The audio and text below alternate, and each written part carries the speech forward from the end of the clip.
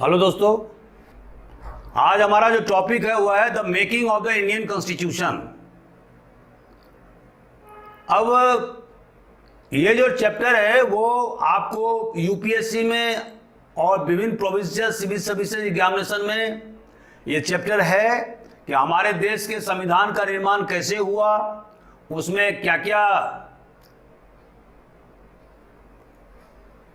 प्रयास करने पड़े, क्या क्या दिक्कतें आई, कौन कौन उसके इम्पोर्टेंट पर्सनैलिटीज थे जिन्होंने संविधान के निर्माण में बहुत ज़्यादा भूमिका अदा किया।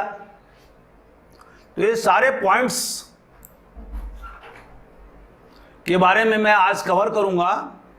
तो बेसिकली मैंने the making of the Indian constitution को, जैसा कि आप देख रहे होंगे बोर्ड पर, इसमें हमने 7 भाग में इसको विभाजित किया है।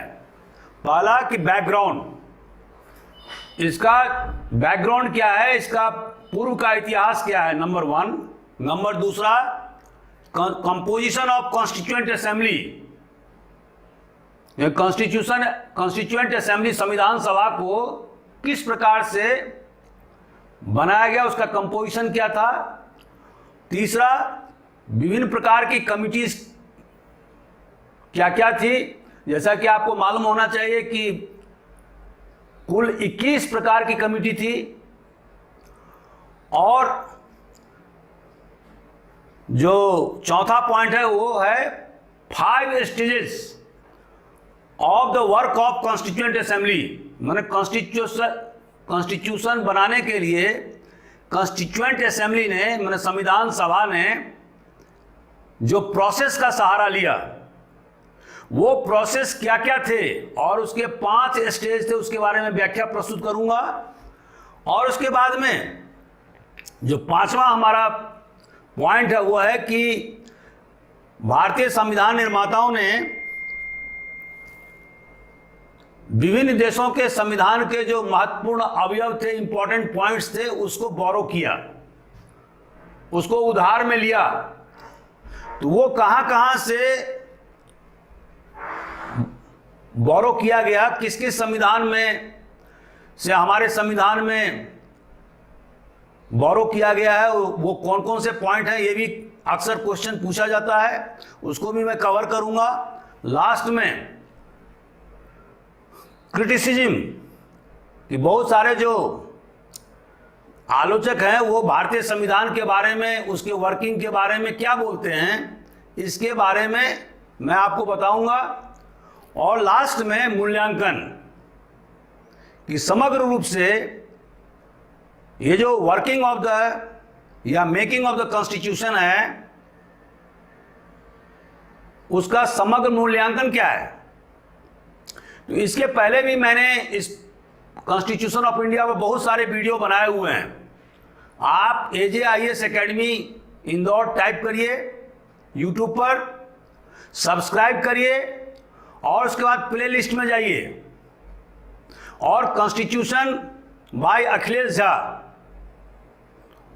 उस प्ले लिस्ट को खोलिए तो आपको कम से कम 32 टॉपिक के बारे में आपको जानकारी मिलेगी।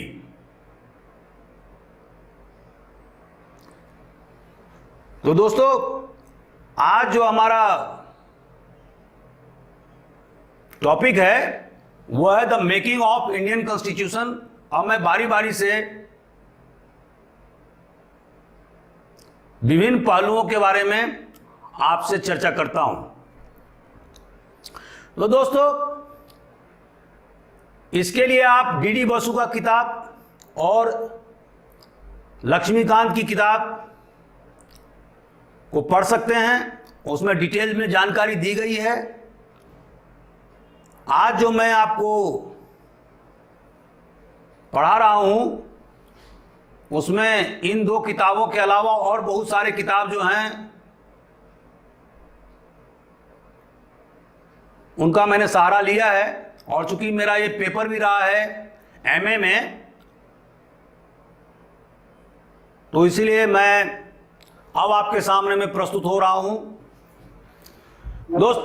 दोस्तों, सबसे पहला पॉइंट है बैकग्राउंड। बैकग्राउंड मतलब जो पूर्व इतिहास है। जैसे आप जानते होंगे कि हमारे देश में कांग्रेस की स्थापना 1885 ईस्वी में हुई और उसके बाद से लगातार स्वतंत्रता आंदोलन हुए। इसके विभिन्न फेज थे जिसके बारे में मैं आपको बता चुका हूं, मॉडरेट फेज, एक्सट्रीमिस्ट फेज और गांधीयन फेज। 1922 में महात्मा गांधी ने ये कहा था कि हमारे देश की इच्छा को या यहाँ की जनता के जो विश हैं, जो उनकी इच्छा को, उसको निरूपित करने के लिए संविधान सभा के द्वारा संविधान का निर्माण किया जाना चाहिए। 1935 में 1935 में जवाहरलाल नेहरू ने यह स्पष्ट रूप से कहा, और खास करके 1938 में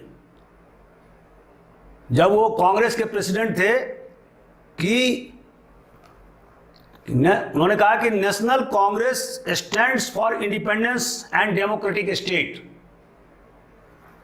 it has proposed that constitution of free India must be framed without outside interference by a constituent assembly elected on the basis of adult franchise. तो जवाहरलाल नेहरू के मन में किसी प्रकार का कोई शक शुबा नहीं था। उन्होंने स्पष्ट रूप से 1938 में जब वो कांग्रेस के प्रेसिडेंट थे तो उन्होंने कॉन्स्टिट्यूएंट असेंबली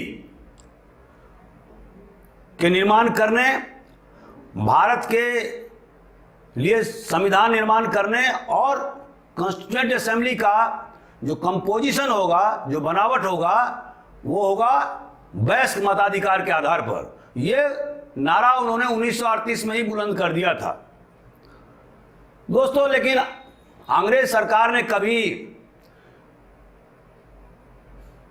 हिंदुस्तानियों की आवाज को तवज्जो नहीं दिया। लेकिन जब 1942 में जापानीज आर्मी अंडमान निकोबार द्वीप समूह को कब्जा कर लिया और मणिपुर के बॉर्डर पर पहुंच गए, तो उसके बाद में अंग्रेज सरकार ने क्रिप्स को, जो एक कैबिनेट मिनिस्टर था, उसको हिंदुस्तान भेजा ताकि यहाँ के जो महत्वपूर्ण जो नेता हैं, लीडर हैं, उनसे चर्चा किया जा सके और यहाँ हिंदुस्तानी लोगों का समर्थन प्राप्त किया जा सके। क्योंकि ब्रिटेन सेकेंड वर्ल्ड वॉर लड़ रहा था और जापानियों ने पूरे साउथ ईस्ट एशिया पर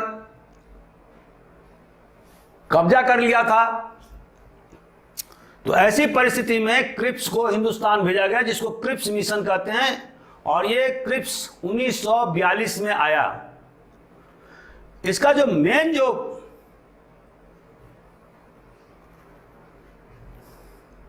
प्रिंसिपल था क्रिप्स मिशन का, वो क्या था?